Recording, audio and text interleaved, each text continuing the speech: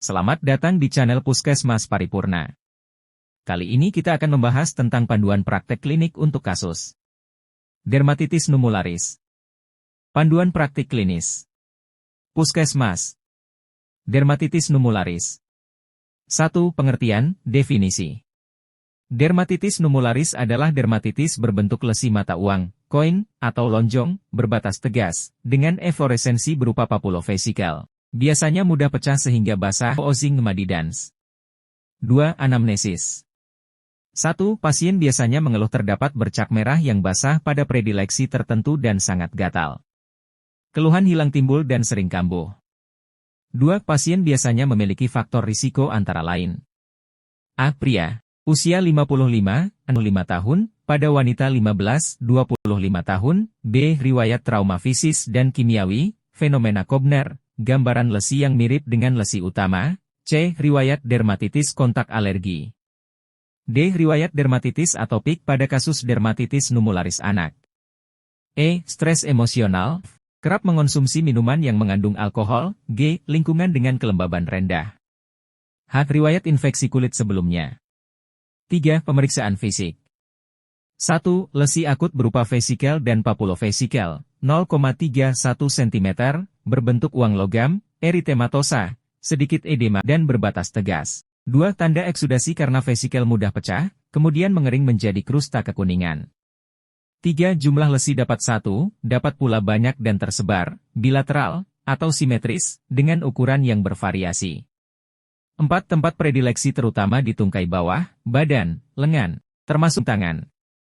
5. Kriteria diagnosis. Diagnosis ditegakkan berdasarkan anamnesis dan pemeriksaan fisik. 6. Diagnosis kerja. Diagnosis ditegakkan berdasarkan anamnesis dan pemeriksaan fisik. 7. Diagnosis banding. Dermatitis kontak, dermatitis atau neurodermatitis sirkumskripta, dermatomikosis. 8. Pemeriksaan penunjang. Tidak diperlukan pemeriksaan penunjang khusus untuk kasus ini. 9. Penata laksanaan. 1. Terapi topikal dengan kortikosteroid topikal, Desonid Cream 0,05%. Catatan, bila tersedia dapat digunakan fluosinolon acetonid cream 0,025%, selama maksimal 2 minggu. 2. Pada kasus dengan manifestasi klinis likenifikasi dan hiperpigmentasi, dapat diberikan golongan betametason valerat cream 0,1% atau mometasone furoat cream 0,1%. Pada kasus infeksi sekunder, perlu dipertimbangkan pemberian antibiotik topikal atau sistemik bila lesi meluas. 4. Oral sistemik. A. Antihistamin sedatif, klorfeniramin maleat 3x 4 mg per hari selama maksimal 2 minggu atau cetirizine 1x 10 mg per hari selama maksimal 2 minggu. B. Antihistamin non-sedatif, loratadin 1x 10 mg per hari selama maksimal 2 minggu. 5. Jika ada infeksi bakteri dapat diberikan antibiotik topikal atau antibiotik sistemik bila lesi luas. 10.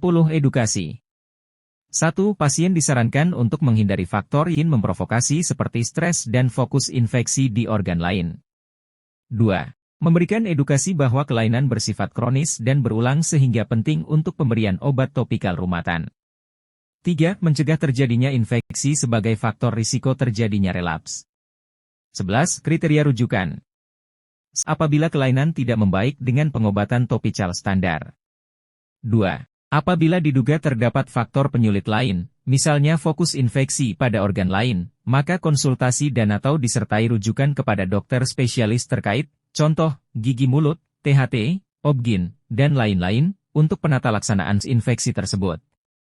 12. Prognosis. Prognosis pada umumnya bonam apabila kelainan ringan tanpa penyulit, dapat sembuh tanpa komplikasi, namun bila kelainan berat dan dengan penyulit prognosis menjadi dubia et bonam. 13. Referensi. Keputusan Menteri Kesehatan Republik Indonesia Nomor HK-202, Menkes 514/2015 tentang panduan praktik klinis bagi dokter di fasilitas pelayanan kesehatan tingkat pertama.